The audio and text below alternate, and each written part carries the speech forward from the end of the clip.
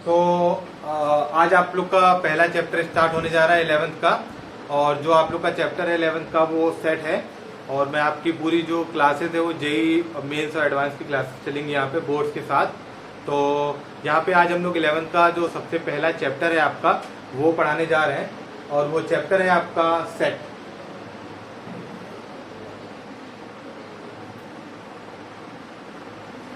तो ये जो चैप्टर है आपका सेट्स, ये सेट्स चैप्टर आपका बहुत ही इंपॉर्टेंट चैप्टर है आपके 11th के हिसाब से और जेई के हिसाब से भी।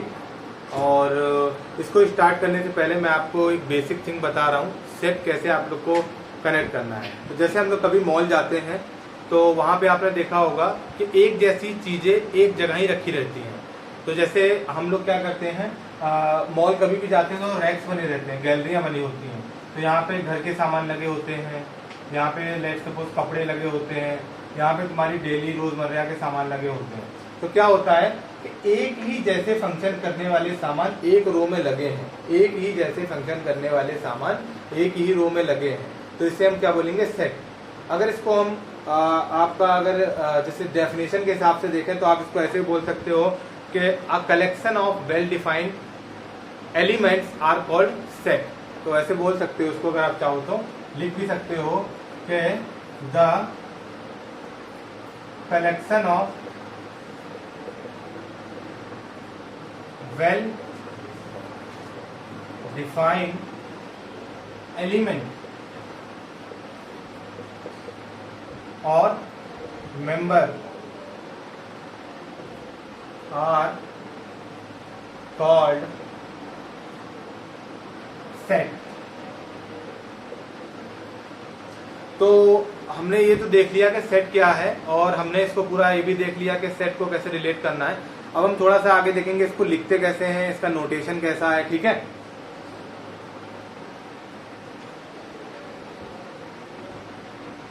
तो जो सेट का नोटेशन होता है उसको हम देखने जा रहे हैं। तो सेट को आप किसी भी इंग्लिश के 26 अल्फाबेट्स में से कोई भी अल्फाबेट आप ले सकते हैं, उससे आप इसको लिख सकते हैं। वो चाहे ए हो, चाहे बी हो, चाहे कोई भी हो, बट जनरली हम लोग क्या करते हैं, ए से लिखते हैं। तो ए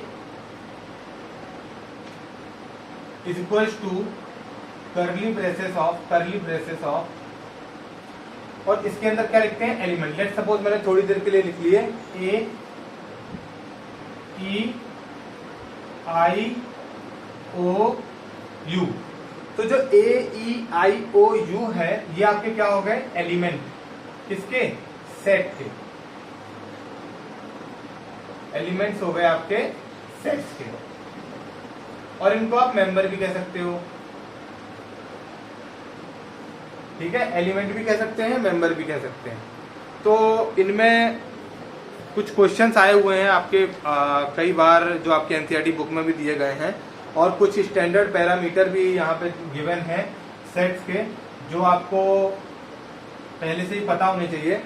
जैसे हम लोग बात करते हैं एन की, तो एन आपका क्या होता है, नेचुरल नंबर।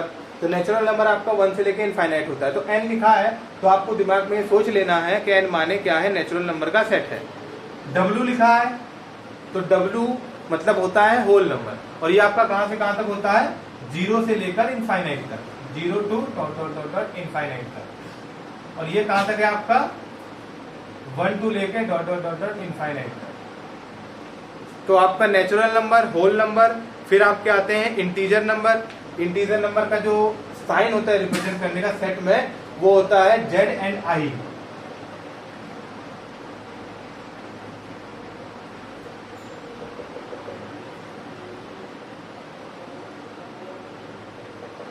ये क्या होते हैं, इंटीजर नंबर आपके प्लस इनफाइनाइट से लेकर माइनस इनफाइनाइट तक होते हैं, ठीक है।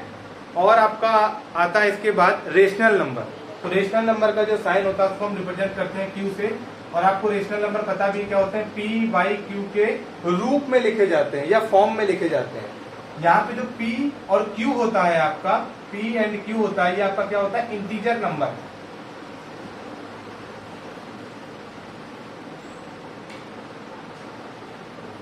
इंटीजर नंबर होता है पी एंड क्यू।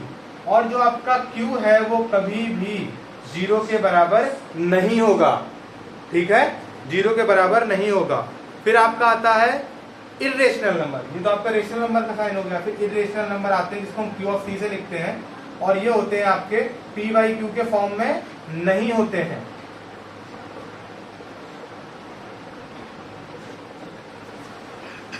ठीक है, ये P बाई Q के फॉर्म में कभी भी नहीं होगा।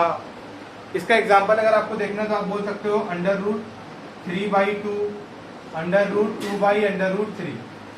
तो आज की क्लास में हमने यही सीखा कि सेट क्या है आपका, और आपका इसको रिप्रेजेंट किस तरीके से करते हैं, और आपको कुछ स्टैंडर्ड जो पैरामीटर होते हैं सेट के आपने वो सीखे।